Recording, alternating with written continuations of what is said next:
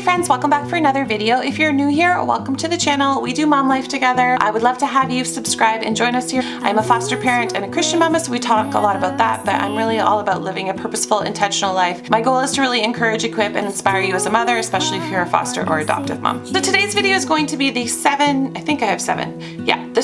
ways to be a good foster parent.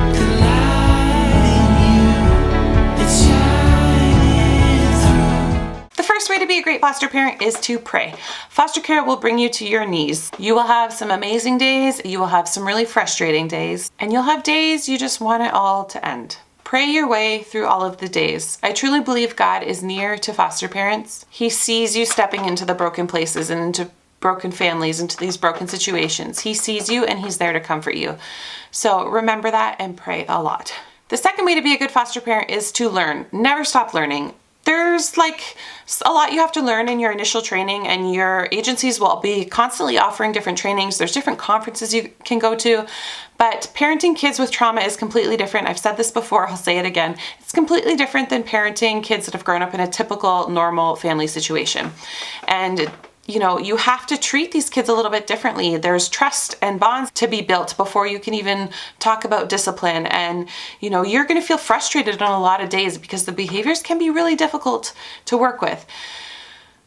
So learn as much as you can. TBRI is the best training you can do. Attachment parenting, do as much of that as you can. Learn about how substance exposure affects the brain. Learn about impulse control. Learn about all the diagnoses that often come along with foster children. ADHD, ODD, RAD, you know, different attachment disorders. Just keep learning. Don't stop learning. Read books about it. Dr. Ira Chasnoff has a really great resource. I will link his website down below. He is a really great resource if you have kids that have been born exposed to drugs or alcohol. If you're a Christian, keep learning about God's perspective of foster care. I hope you stick around here and watch some other videos. Check out my blog.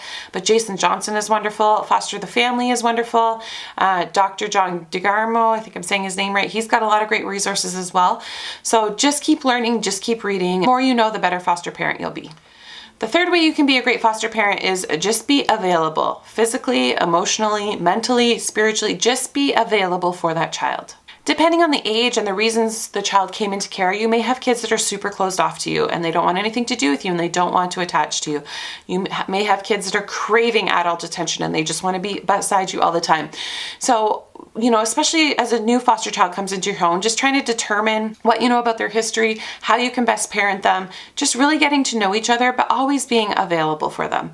You know, even through the hard times, don't ever use timeouts, use time-ins. I'm going to do another video completely on time-ins, but foster children aren't having these bad behaviors to try and make you mad or just to be defiant. There's a lot of underlying issues there that you need to work through to see through those behaviors. Be open and available for that child to process all of their emotions. They're going to have really hard days. They're going to have really sad days. They're going to have depressed days. They're going to have happy days. So just be open and available and help them to process all of those emotions. Be their source of stability. Let them come to you with their anger, their upsets, their, you know, feelings about their bio parents. Like, let them come to you with all of that. Just be the constant in their life in this incredibly difficult time. People always say, oh, I get too attached. That's the whole goal of foster care. I encourage you, get too attached. You will not regret getting too attached. You will regret is closing yourself off to a child to protect your heart. These kids are the innocent ones. These kids are the ones that need the help. These kids are the ones whose heart needs to be protected.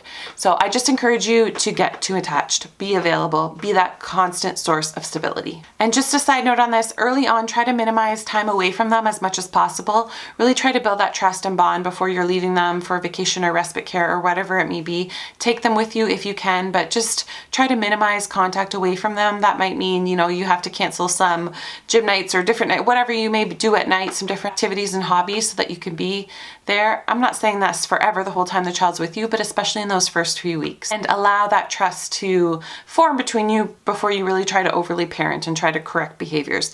Yes, that can be done, and these kids need that structure and that routine and that help and that like specific parenting. But in the beginning, it's just about being available and building that trust. The fourth way you can be a great foster parent is to find a support system. And I know I've talked about this before. I just did a video recently about the 11 tips I have for new foster parents, but finding a support system is so vital. You will be a much better support to those kids if you yourself have a support system around you.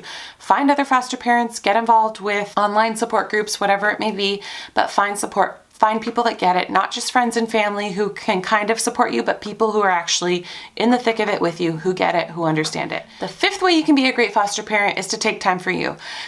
Early on, I did not do this in my fostering journey, and now I definitely do. I make sure I go out 2 nights a week to go to Zumba. I leave 15 minutes before bedtime. My husband's amazing. He puts them to bed those 2 nights. That's kind of a non-negotiable for me. I mean, sometimes I miss it, especially if kids are having a hard day or whatnot, but I learned pretty early on in our fostering journey how not taking time for self-care as a foster parent can be really detrimental to your overall health and to your ability to be a foster parent well. So take time for you. No, and that just doesn't mean like getting massages and doing all of this stuff, but being intentional about your spirituality and reading your Bible, praying regularly, reading books. Like, it doesn't have to be this big elaborate spa day. That's like, I think often when people hear self-care, that's kind of where their mind goes. But just, the little daily things, waking up before your kids, that's huge.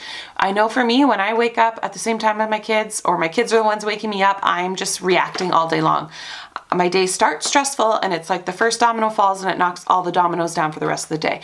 When I get up before my kids, I wake up early, I have time to have my coffee in peace, I read my Bible, I do some journaling and planning for the day. Sometimes I even do a little bit of yoga and working out. I need to get better at that, but when I make sure I have that time for that morning routine for myself, my days are always better. So just little things like that I consider self-care. And getting enough sleep, while we're on the topic of waking up early, getting enough sleep and going to bed at a decent hour.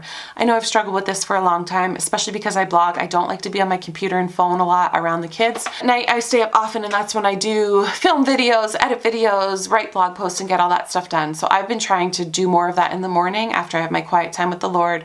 Journaling, planning, I try and get a little bit of work time in so I'm not staying up as late.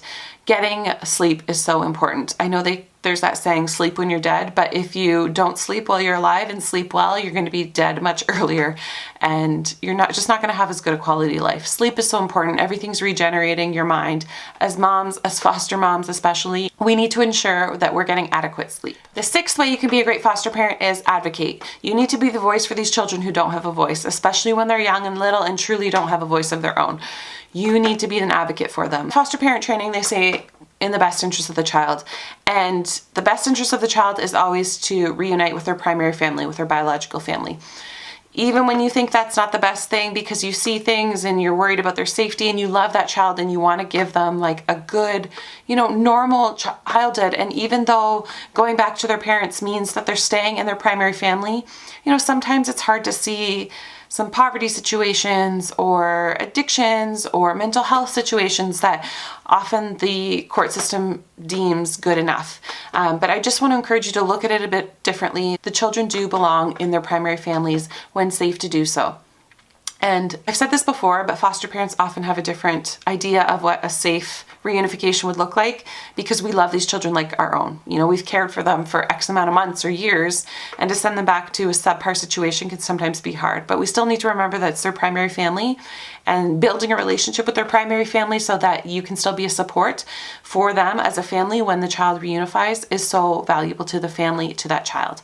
So be an advocate for them. If you see some major safety concerns, definitely speak up. You still have a duty to report as a foster parent, even if a child's gone home and they're coming back to you for a visit and they reveal something to, mom and dad left them alone or mommy hit her or whatever it may be, you still have a duty to report that. So be an advocate. You are the only one truly, I shouldn't say that, the system is championing for the child, but you are the first defense for that child. The workers only see bits, a lot of it is through papers, and they hear the bio family and what the court is saying that they have to do and the guidelines they have to follow within the judicial system, and then the foster parent's voice. So they're kind of getting all of it, trying to make the best plan for the child. So if you're quiet as a foster parent and you're just like, okay, that's just the way the system works, sometimes kids might slip through the cracks. So you need to be an advocate and advocate well for the child or children in your care. And the seventh way you can be a great foster parent is to get involved. Usually with any agency, there's all sorts of committees. We know we're taking a break. So right now I don't feel like it's the right time, but I was just at a training last night and they were desperate for people to be on the various committees, like a foster parent retention committee. What can the agency do better to retain more foster parents? The foster parents are in our area It's like a foster parent to foster parent advocacy. So if there's any allegations, you just need advice, anything like that, there's 24-hour support that you can call. There's all different sorts of agencies and different activities that you can get involved with your agency. And the more you're there, you get better relationships with the workers, the supervisors, that sort of thing. So I think getting involved is a really good thing. And I know I need to take my own advice on this because I, in the beginning, just didn't feel like I had the time because I was fostering little ones and my kids were so little. Now that both my girls are in school and we only have one little foster love, I feel like now is the time I could get involved, but I don't want to just get involved to leave something. So I'm just kind of struggling to see how I can still be involved. So for me, this is the way that I'm getting involved in the foster care community, is trying to encourage, equip, and inspire other foster parents worldwide. Anybody who's watching me here, this is what I'm here for. I want to encourage, equip, and inspire you. I talk with foster parents all day long.